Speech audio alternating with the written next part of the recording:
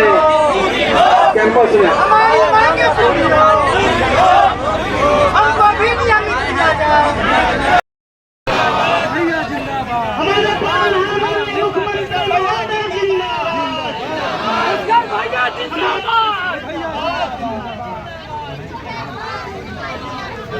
रमेश भैया पहनाइए ना।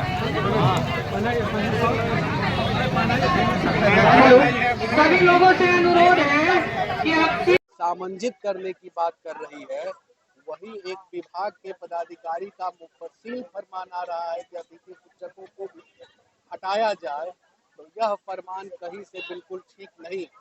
आप लोग लगातार देख रहे होंगे कि हमारा दल जो भारतीय कम्युनिस्ट पार्टी है और हम लोग जो महागठबंधन पार्टी के हिस्सा में आते हैं, अभी आप लोगों ने देखा होगा कि बिहार में जो नियोजित शिक्षकों की जो लंबित मांग रही है, उनका यही मांग था कि हमको राज्यकर्मी का दर्जा दिया जाए।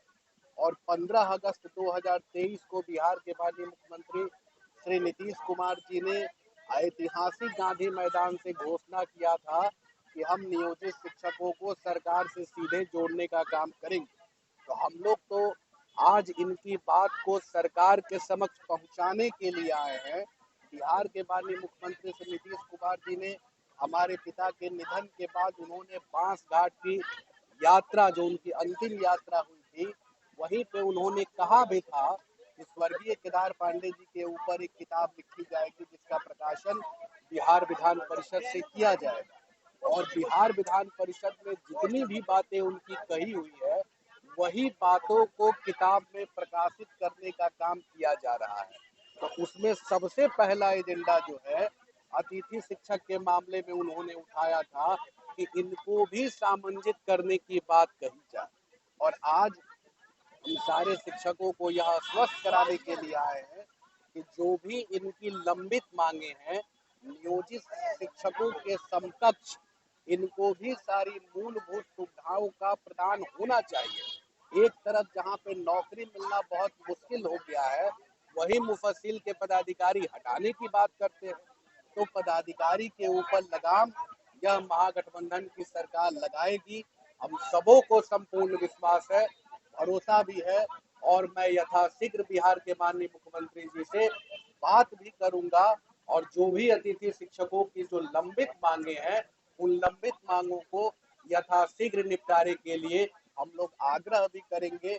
आपके माध्यम से भी हम लोग यहाँ बात कर रहे हैं, आश्वस्त भी कर रहे हैं, यही हम लोग की जो मांग है अवश्य पूरी।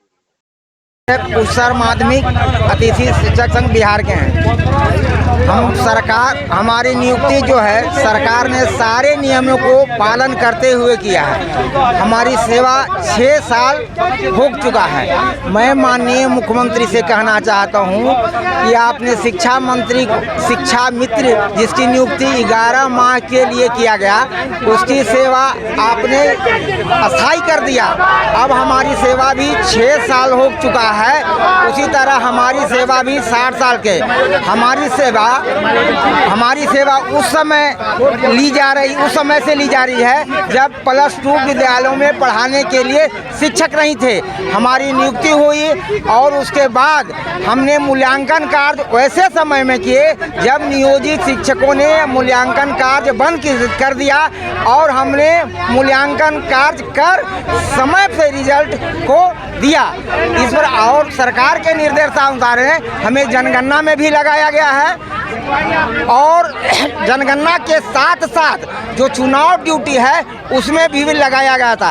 अभी जैसे पर्व का समय है, छुट्टी हो जाएगा तो हमारी पैसा कट जाता है। कहने के तो पारिश्रमिक 1000 प्रति कार्य दिवस के है, अधिकतम 25,000 है, लेकिन कभी भी 25,000 का भुगतान नहीं होता। कभी 18,000, कभी 16, कुछ ऐसे महीना भी हो जाते हैं, कभी 2,000, कभी 3,000 है। कुछ विद्यालय ऐसे हुए हैं जो जहाँ के प्राचार्य ने महीनों शैक्षणिक कार्य बंद रहा, उस स्थिति में 0 रुपया मिला, 0 रुपया मिला।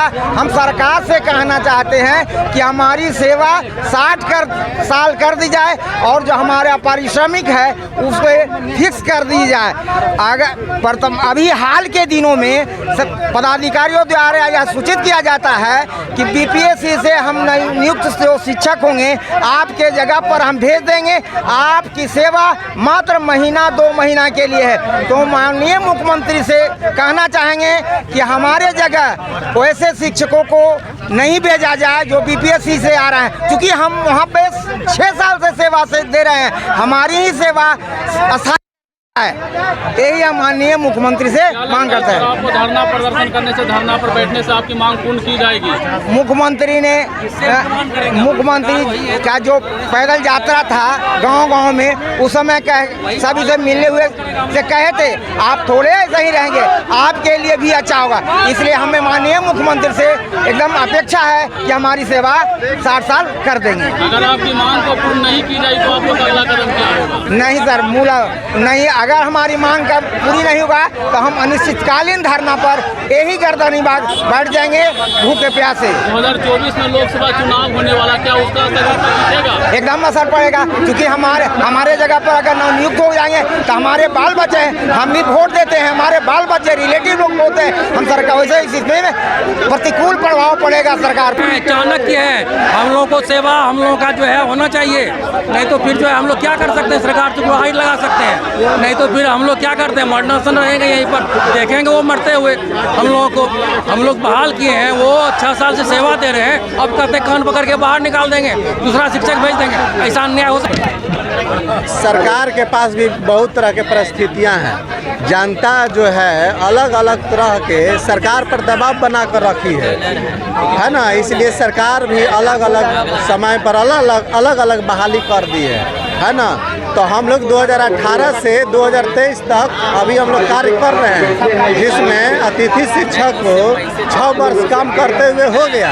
संकल्प संख्या 51 के तहत बहाली की गई थी। अतिथि शिक्षक काफ़ी मूल्यांकन किए हैं, इलेक्शन ड्यूटी कराए हैं, कोरोना काल में ड्यूटी किए हैं। मुख्यमंत्री जहाँ भी गए हैं, जिस भी संविधान यात्रा हो, जहाँ भी गए हैं वहाँ बोले हैं कि अतिथि शिक्षक अतिथि नहीं रहेंगे, अतिथि शिक्षक की बात को हम सुनेंगे। लेकिन अभी तक मुख्यमंत्री जी जो कहे हैं अपने वादा पर नहीं उतर रहे हैं। क्या लगता है आपकी मांग को पूर्ण की जाएगी धरना? हाँ, नवरात्र का महीना चल रहा है, मुख्यमंत्री जी को बुद्धि देगी दुर्गा माता, ताकि हम लोग का भी कल्याण करेगी। अगर नहीं आपकी मांग पूर्ण की जाएगी, 2024-25 में आपको लोकसभा और विधानसभा चुनाव दोनों होने वाला है, क्या लगता है इसका असर सीधा उस पर दिखेगा? हाँ, असर इस पर दिखेगा। हम लोग पूरे बिहार के 38 जिला के हर एक विद्यालय में हम लोग प्रैक्टिकल करवा रहे हैं, लैब करवा रहे हैं, स्मार्ट क्लास चला रहे हैं, हर एक चीज हम लोग कराए। काफी मूल्यांकन में भी दिक्कत होगा, सब तरह परेशानी होगी। क्या कुछ कहेंगे क्या कुछ सरकार से मांग है? +2 अतिथि शिक्षक है सर, हमारा सरकार से एक ही मांग है कि हम लोग को स्थायीकरण करे सरकार, और स्थायीकरण के साथ साथ सर हम लोग को बड़ी समस्या होती है। हम लोग 6 साल से कार्यरत हैं, लेकिन हम लोग को स्पेशल लीव नहीं मिलता है, कोई CL नहीं मिलता है। छुट्टी के दिन में अभी माता दुर्गा की पूजा उपासना चल रही है सर, और हम एक महिला रोड पे बैठे हुए हैं सर, इसलिए कि हमारी स्थायीकरण सरकार करे, क्योंकि हम लोग 6 साल से दर के भटक रहे हैं सर। हम लोग का वेतन जो है किसी महीना में 3000 मिलता है, किसी महीना में 6000 मिलता है। हमारा भी परिवार है सर, हम लोग कोई आशा लगा के PGT करके B.Ed करके और हम गेस्ट टीचर बने थे, जो हम लोग का स्थायीकरण होगी, लेकिन अभी तक कोई सुनने वाला नहीं है सर। हमारी सरकार से यही विनती है।